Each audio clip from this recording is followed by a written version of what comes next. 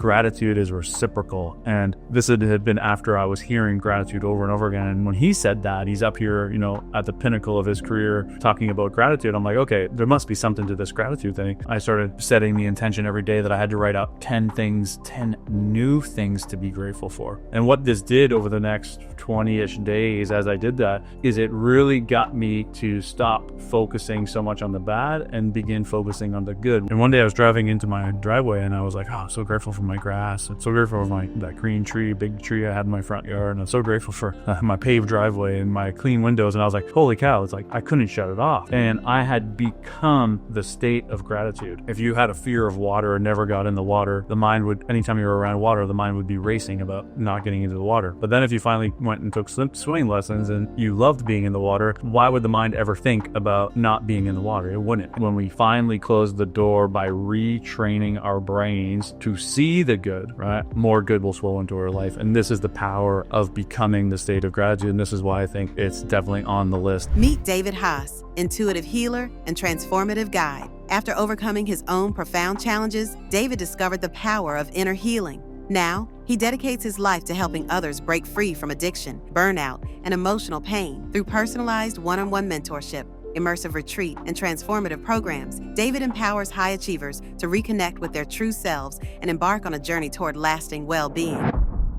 What's going on, guys? You're listening to the David F. Haas Podcast. In today's podcast, we are on part 3 of the Good Life series, which is a 5-part series that I break down the 5 keys to living the good life. And these are beyond just making money and all that kind of stuff. This is about really getting to the root of fulfillment, happiness, and flow. And so in part 1 and 2, if you haven't listened, we talk about freedom and how you can have freedom from pretty much any place in your life. You don't need to achieve some sort of goal. Freedom is already available to us. So if you want to go back and listen to that, you can. The second one is faith and abundance. And this is about the concept of surrender and trusting that everything is going to be okay and learning how to lean into that faith that everything is going to be okay. And then also tapping into the universal principle of abundance and learning to uncover what is blocking that, which is also an element of surrender as well. And so today, step 3 or part 3 is going to be about gratitude. And so the true masters of gratitude don't have to practice gratitude. They have become the state of gratitude. I think this is the key that every single person misses when they come to understanding the concept of gratitude. People are gratitude journalists and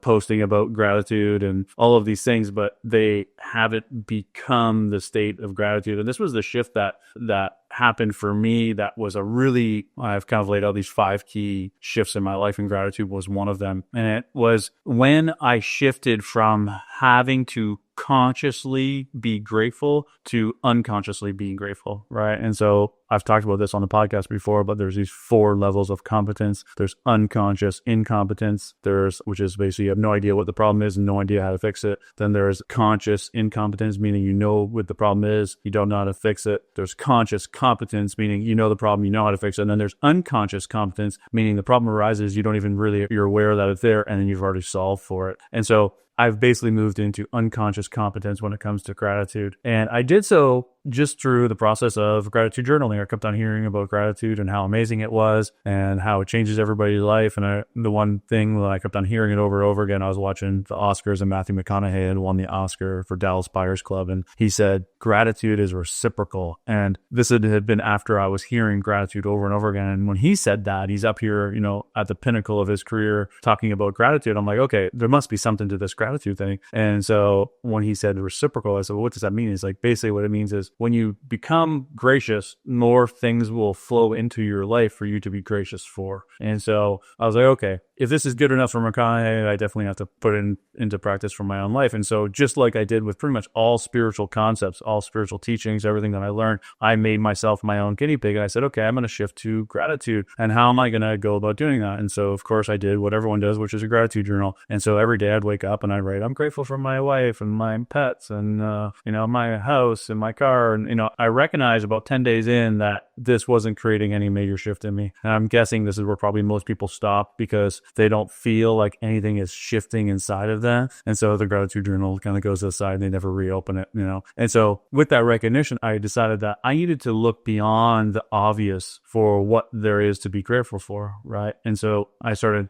setting the intention every day that I had to write out 10 new things to be grateful for. And what this did over the next 20-ish days as I did that is it really got me to stop focusing so much on the bad and begin focusing on the good. When you start to force yourself to see the good that is actually all around you, as opposed to looking at the 1% that's bad, and you do this, you essentially retrain your brain to see the 99% good. And yeah, the 1% bad is still there, but you're now focusing on the 99% is good. As you think about it, like with a horse with blinders on, he's only walking in one direction. He's only seeing the bad. But if he were to take the blinders off, you would recognize that there's this whole entire world that he had just been blind to. And that whole entire world is good. And so what happened for me as I went through that process, I started seeing more good. And so if you look at gratitude, you could just do it wherever you are listening right now. It's like, think of all of the things there are to be grateful for with wherever you currently are listening. Like one, you could be grateful for the fact that you have a phone to listen to a podcast. Yeah, like the technology that exists for that. It's like, whoa, that's grateful there. The second is you could be grateful for, electricity in your house, heat in your house. You could be grateful for your house alone, your family. These are the obvious ones, but then you could be grateful for running water, the country you live in, the clothes on your back. Like it literally is endless. And so this is what I'm talking about, the shift that created for me. As I continued to dig deep and to force myself to look for new things to be grateful for, a shift occurred in me. It was an unconscious shift. And one day I was driving into my driveway and I was like, oh, I'm so grateful for my grass. I'm so grateful for that green tree, big tree I had in my front yard. And I'm so grateful for my paved driveway and my clean windows. And I was like, holy cow, it's like I couldn't shut it off. And I had become the state of gratitude. And that's the shift that everyone should have the intention to move towards, is to become the state of gratitude. So after this shift occurred, there was no need for me to ever gratitude journal ever again, because I had become the state of gratitude. I had begun to focus more on the good than on the bad. And this is essentially like what Joe Dispenza is talking about, and what he's teaching about is like, change your thinking, you change your life. And so if you start focusing on all the things that are good, then less, you'll be seeing the bad less, focusing on the bad left less. And so what you hold in mind tends to manifest. And so if you're holding in mind that life is amazing and you're grateful for every moment, then you're going to experience more of that. And so that is what happened when I made this shift, is just my life went from this place of like, kind of like think of like a dark cloud kind of hanging over my head, because I was just focused on the bad, to seeing all of the good. It was like I was just in the sun more, right? And so that's, I think, like a really good like add-on tactic, which I'm not a big fan of adding things on. But what it did is it got me out of this primitive part of who I am, who we all are, which is we have this ego, which is a voice inside of our head, and its primary function is to keep us safe. And it did so by focusing on the bad. It's like if, your brother ate a plant and he died, you then became hyper fixated on making sure you don't eat a plant just like he did, right? If your dad walked down a path and got eaten by a lion, you became hyper fixated on looking for lions. And so we survived with focusing on the bad, right? But the problem being is that we use the ego, and the use of the ego is for protection. And so it does so from physical harm, so we don't die, which is necessary. But it also does that exact same thing when we experience negative emotions, right? And so it doesn't have to be this big, giant, deep, dark trauma, and we don't have to focus on our trauma. But if you experience some sort of trauma in your life, the mind went to work to make sure you never re-experienced it. If your brother got eaten by a lion, your mind went to work to make sure you never got eaten by a lion again. And so when we experience emotional pain, the mind goes to work. The work that the mind creates to protect us from that emotional pain becomes our greatest source of limitation. Even focusing on the bad is a tool to not feel pain, right? It's like, this is like the warriors of the world. It's like they become so hyper fixated on worrying about every single little thing. Like I was just dropping my kid off at school today, and one of the moms was like, oh, they're going on that field trip in the woods and there's ticks out there, right? And so she was worried about the ticks that her kid might get when they go on this forest trip. And so when you become hyper fixated on all of the bad that may come, you can recognize that is like limiting your life. It's like you're not living your life in this happy place because you're so worried about all of these potential outcomes. And essentially what you're saying is, I am not okay if these outcomes show up, right? And so like if we just look at that mother situation, she's projecting to her kid getting a tick, and then she's probably also projecting to her kid getting Lyme disease, and then she's projecting to her kid being sick, and then she's projecting to maybe her kid being dead. And so like that is what the mind is doing. It's like saying, oh my God, we better be hyper fixated on all this bad so we don't have to ever experience the pain of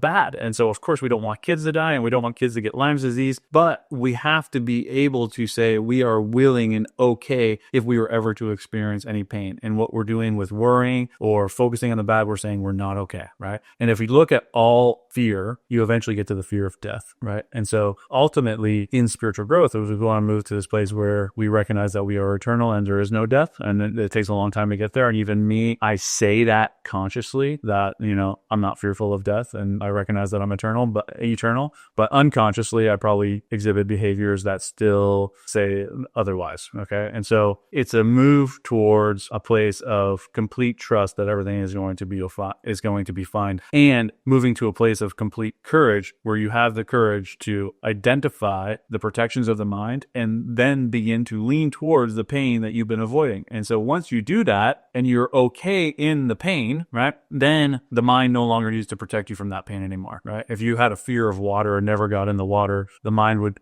anytime you were around water, the mind would be racing about not getting into the water. But then if you finally went and took swimming lessons and you loved being in the water, why would the mind ever think about not being in the water? It wouldn't, right? And so what we're doing by sitting in our emotional pain, we are taking the mind's hyperfixation on the bad away. And I guess as I'm kind of like laying this podcast out for you guys, is the recognition that I was doing that leading up to this gratitude practice that I went through and this shift to focusing on the good. I was leaning into the bad. I was learning to let go. I was learning to be okay in pain, in emotional pain. And so as I did that, I lowered the noise of the mind, which then provided the space for me to shift to gratitude. Without that space, and I'm just realizing this now as I kind of lay this thing up, without that space, I don't think I could have shifted to becoming the state of gratitude. I don't think I could have shifted because the mind would have been too noisy. And so I think this has to happen in combination. This doesn't mean you have to go and let go of everything before you start practicing gratitude. I think you can put that in place immediately, but we also need to understand why the noise of the mind is there in the first place. And when we do this, combined with beginning to learn how to focus on the bad, on the good, we can become the state of gratitude. And when you do that, like life is like just really good. Like you wake up every day grateful to be alive, grateful to experience. Like I was out playing golf yesterday and it's just like the course is like looking real nice and green. I'm with my buddy. I wasn't even playing that good of golf, but I was like just so grateful to be out playing golf and how beautiful the golf course was. And the fact that I was able to, have a golf membership and the connections that I made. Like it just doesn't stop. Like I can think of 100 things that I was grateful for on that golf course that just flashed through my mind, whereas other people would be struggling to come up with 2 or 3 things that they're grateful for. And so this is what is possible for everybody, and it's just like a great place to live. And that's why I've coined this one of the top 5 keys to living the good life is that we have to make the shift into gratitude. And until we make that shift into gratitude, we are going to be focused on the bad. It's like if you're not the state of gratitude, you are focused on the bad. And so recognizing that it is a primitive part of us to focus on the bad, we don't have to demonize it, but recognizing that that is in us. If you get 99 out of 100 on a test, what's the first thing that you do? You flip through to find the one that you got wrong, right? And so you're doing that so that you don't have to experience the pain of failure again. And so you want to understand why you failed. And so when we finally close the door by retraining our brains to see the good, right, more good will flow into our life. And this is the power of becoming the state of gratitude. And this is why I think it's definitely on the list of the good life. Next week, we are going to move into flow, which I think is going to be a great conversation because I think so many people, myself included for the better part of my life, was trapped in force where everything was a grind, everything was a hustle. I answered the question that,